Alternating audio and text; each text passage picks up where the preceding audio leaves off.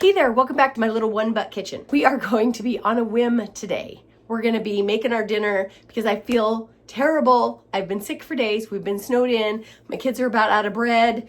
I just don't want to cook anything. I don't feel like it. But I had a pork roast that I took out of the freezer and put it in the fridge a couple days ago, and the bag started to leak, and I had to clean the fridge. And so today, without any planning at all, I'm just gonna make dinner. So I took that pork roast out of the fridge. I just plopped it in the crock pot and put some seasonings on top. And the extra thing that I'm gonna do is something that I have been wanting to do, but I haven't done because it's just one of those things. Once you put an appliance away, I just don't really bring it out very often, which is a downside of having appliances put away. I'm gonna drag out that $2 bread maker. Remember? Bought at the yard sale for $2. You know the little paddle on the inside of a bread maker, the little pan that you put inside your bread maker? There's a paddle down there and you're supposed to take it off and then you're supposed to clean all that stuff after every loaf because otherwise it becomes concrete. Well, mine was concrete and it took me and my husband both with lots of tools and prying and all sorts of stuff to finally get it taken apart. And then I thought the whole thing was ruined because the gasket and da. But I think I got it to where I can at least try a loaf of bread. Let's go bake. I'm gonna take about 5 minutes to put all of the 7 ingredients that we need to make the loaf of bread in the bread maker. Now, normally I would make the sourdough, but the trouble I've been having with the sourdough is that it's cold in my house. Single digits temperatures around here. We've been snowed in for about 5 days because of a sheet of ice that has covered our whole area here in north central Kansas.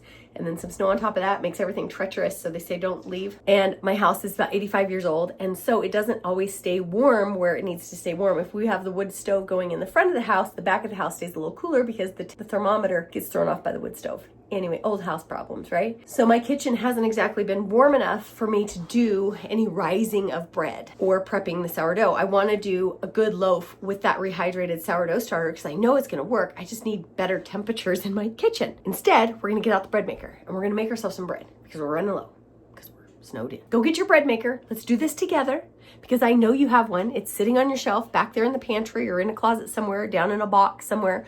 Go get it. We need 7 ingredients. We need some water, avocado oil or melted butter, either way, salt, sugar, powdered milk, flour, and instant yeast. Super easy. If you have those things, go get that bread maker. Let's go make some bread. It's gonna take us about 3 or 4 hours. It's gonna be easy peasy. We're gonna see how it turns out. I mean, my bread maker costs $2. I haven't even used it yet. This is the first time I'm gonna use it. We're gonna find out if it turns out good. But if it does, I might just leave it out because you know what happens when we put away our appliances, we don't use them. And we need to use them because this is easy. We are going to start with, this is our little 1 pound loaf pan. We're gonna see if this thing works. Hopefully it does. If you have a bread maker and you haven't used it in years, or maybe you just haven't ever used it because you don't know where to start, just pull it out. If you go to Farmer's Table Bread Maker, her video will pull up, Jess's video, and then from there you can find her bread recipe. And she has it for a 1 pound, 1.5, and a 2 pound loaf, depending on the size of your bread maker, which makes it really nice. We're gonna make a 1 pound loaf today. So all we're gonna need is 3/4 cup of water, about 80 to 90 degrees. Remember, we don't want it too hot or too cold anytime we're working with the yeast because we want the yeast to be happy. She says 1 tablespoon of avocado oil, but you can also substitute that with melted butter. And then 1 tablespoon sugar, 3/4 teaspoon of salt, 2 tablespoons of milk powder.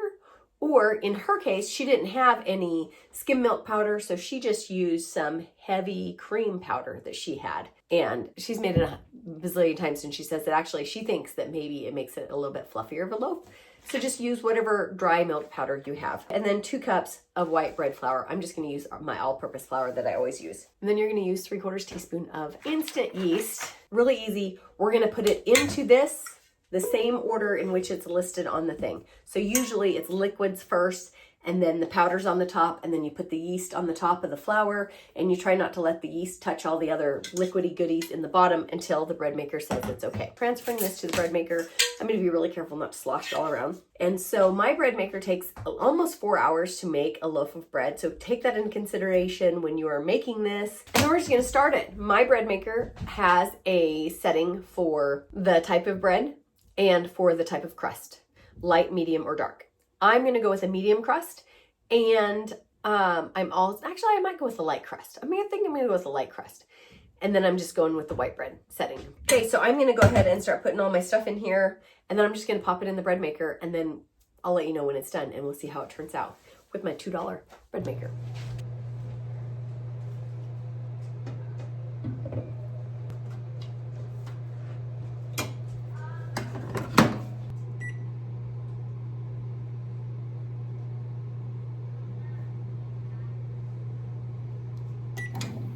Is our $2 bread maker gonna be worth it? I'm a little skeptical.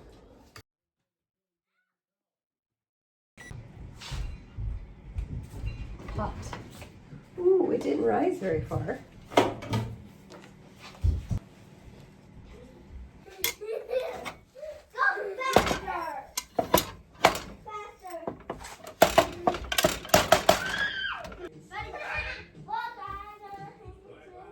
It's not very big.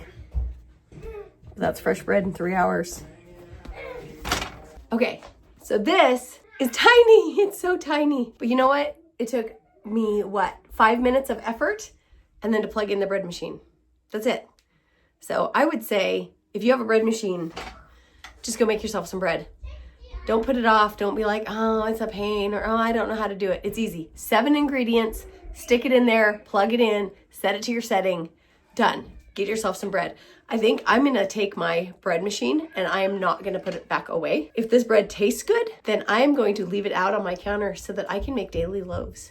Because as much as I love the flavor of sourdough and my family loves sourdough, it's a lot of time to make sourdough bread, right? Here's my thing for you. Get out your bread makers. Go get them. Because you know that those things are sitting on your shelf and they are collecting dust and they need to be getting used. And it is super easy. Less than 5 minutes of my active engagement with the bread.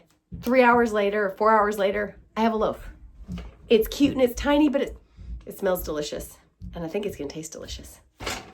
We're gonna go eat this tonight with our pork roast. Look at this, it's so delicious. It's so squishy and yummy. Go eat your dinner. See you later.